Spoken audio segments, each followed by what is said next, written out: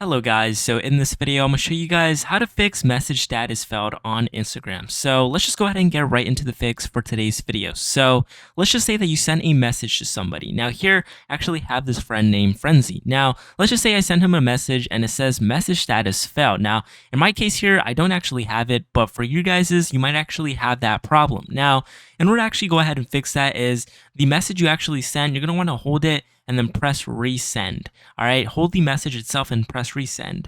Now, if that doesn't work for you and it keeps giving you that error, one of the best solutions that I could give you as of right now is if you actually head over to your app store and go ahead and search up Instagram. Now, once you go ahead and do that, make sure that you click on Instagram here and make sure that your Instagram is updated. Now, in most cases, people don't actually update their Instagram. Maybe they walk past an update and that update is needed. So go ahead and update your thing. Now, if that doesn't work by any chance and you don't, doesn't work, none of the messages go through, the best advice I could give you is to delete the app fully and make sure you guys go ahead and re-download it. All right, more than likely that'll go ahead and diagnose every single issue that you're currently having. So with that being said, guys, that's how you go ahead and fix message status failed on Instagram.